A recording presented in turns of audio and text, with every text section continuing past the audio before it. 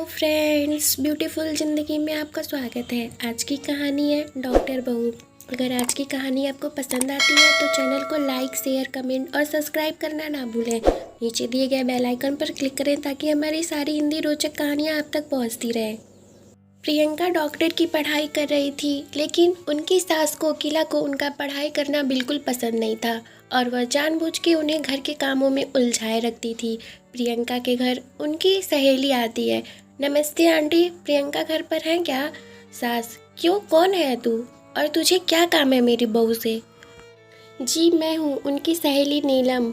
कल उसका एग्ज़ाम है ना, और उसने मुझसे कुछ किताबें पढ़ने के लिए मंगवाई थी, वही देने आई हूँ। अच्छा तू है नीलम जो सारा दिन फ़ोन पर मेरे बहू के कान भरती रहती है? देख लड़की, अगर आज के बाद तूने मेरी बहू को उल्टी सीधी बात पढ़ाई तो मुझसे बुरा कोई नहीं होगा।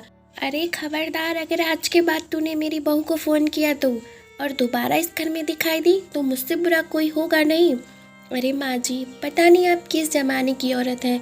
मैं तो सिर्फ आपकी बहू की मदद करना चाहती थी, लेकिन क्या करे बेचारी की किस्मत ही टूटी हुई है। उसे आप जैसी सास जो मिल गई। ठीक है मैं जाती हूँ।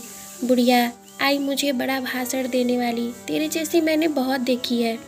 शाम को प्रियंका अपने पति के साथ घर आती है। प्रियंका: माँ जी, मेरी बहन नीलम घर पर आई थी क्या? माँ जी बोली: अरे बड़ी बदतमीज है तेरी सहेली, और उसे बात करने का तो ढंग ही नहीं है। उसे तो मैंने बड़े बड़े ताने सुनाकर भगा दिया। डॉक्टर बहू: अरे भगवान, अब क्या होगा? कल मेरा एग्ज़ाम है और मैं कैसे पढ़ाई करूँगी? इधर सास फिर बोलती है: अरे तेरी यह बेकार की पढ़ाई में क्या रखा है? बड़ी आई डॉक्टर बनने, चुपचाप घर के कामों में ध्यान दे। कल मेरी कुछ सहेलियां घर पर आ रही हैं, उनकी खातिरदारी में कोई कमी नहीं होनी चाहिए। बहू: ठीक है माँ जी, कोई कमी नहीं होगी।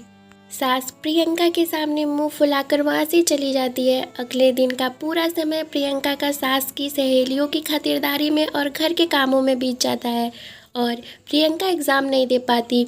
उस रात प्रियंका अपने पति करण को सारी बात बताती है।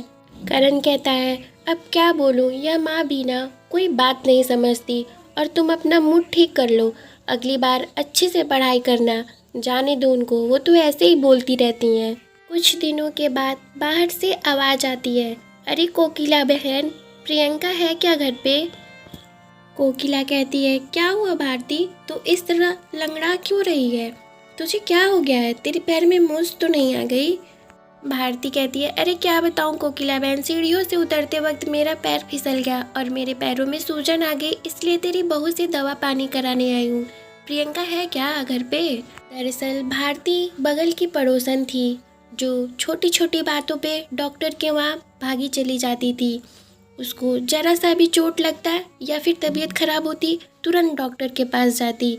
इधर कोकिला कहती है: मेरे समझ में नहीं आता, लोग छोटी छोटी बातों के लिए डॉक्टर के पास क्यों चले जाते हैं।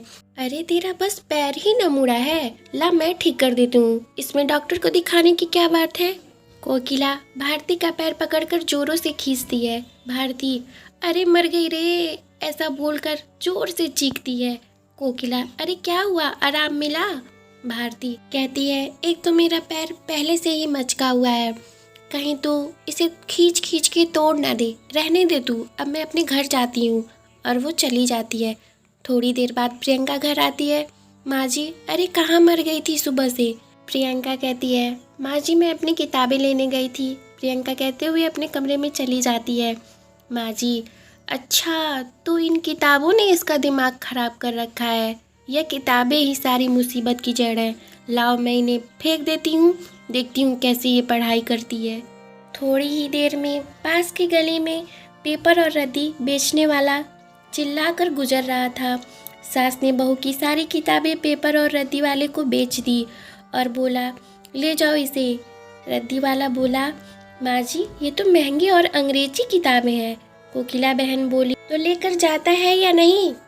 वैसे भी पेपर वाला सारी किताबें लेकर जा ही रहा था। तब तक माँ जी की डांट सुनते ही वो चला गया। प्रियंका को जब इस बात का पता चलता है तो वह बहुत दुखी होती है और अपनी पढ़ाई पूरी करने के लिए लाइब्रेरी में पढ़ने के लिए जाने लगती है। कुछ दिनों तक ऐसे ही चलता रहा। कुछ दिनों के बाद सास के कमर में जोरों से दर्द हुआ और वो चीखने लगी, उसको सहा नहीं जा रहा था।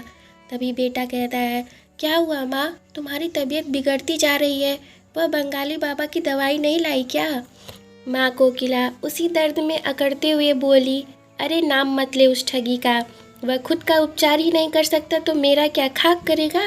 करण कहता है, ठीक है ना माँ, मैं प्रियंका को फ़ोन करके बुलवा लेता हूँ, वही ठीक कर देगी। प्रियंका लाइब्रेरी में बैठे हुए पढ़ रही होती है, तभी उसके पति करण का फ़ोन आता है। प्रियंका, जी बोलिए जी। करण, माँ की तबीयत ठीक नहीं है, जल्दी घर पर आ जाओ। प्रियंका बोलती है, जी मैं अभी आ रही हूँ। थोड़ी ही देर बाद प्रियंका घर पहुंचती है और कहती है, क्या हुआ माँ जी? माँ जी कहती हैं, हाँ बहुत बड़ा बुखार है। प्रियंका, फिक्र ना करो माँ जी, आप मुझे एक बार चेकअप तो करने दीजिए, सब ठीक हो जाएगा माँ जी। अच्छा ठीक है बहू, जैसी तेरी मर्जी। प्रियंका कोकिला का चेकअप करती है, फिक्र ना करें माँ जी, आपकी बीमारी समय रहते पता चल गई है, ठीक हो जाएंगी। अगर थोड़े दिन गुजर जाते तो इन्फेक्शन ज़्यादा फैल जाता और लेने के देने पड़ जाते। प्रियंका अपनी सास को एक इंजेक्शन लगा देती है और खुद दवाइयाँ खाने के लिए कह देती है। प्रियंका, अब आप एकदम ठीक हो जाएंगे माँ जी। कुछ दिनों के बाद कोकिला पूरी तरह ठीक हो जाती है। अपनी बहू के साथ किए गए बुरे बर्ताव से कोकिला को बहुत पछतावा और शर्मिंदगी महसूस होती है। वह अपनी गलती का पश्चाताप करने के लिए बहू की सारी किताबें वापस लेकर आती है। सास कोकिला, मुझे माफ़ कर दे बहू, अगर तू सही वक्त पर मेरा इलाज नहीं करती तो शायद आज मैं बच नहीं पाती। तुम्हारी वजह से मैं आज तुम्हारे सामने खड़ी हूँ बहू, मुझे माफ़ कर दे। तभी प्रियंका कहती है, माँ आप तो मेरी माँ के समान हो, इसमें माफ़ी की क्या बात है? मैं आपकी बेटी हूँ और मेरा आपका इलाज करना फ़र्ज है। दोस्तों, आज की कहानी आपको कैसी लगी हमें कमेंट में ज़रूर बताइएगा। Thank you for watching, please subscribe my channel. Bye bye friends.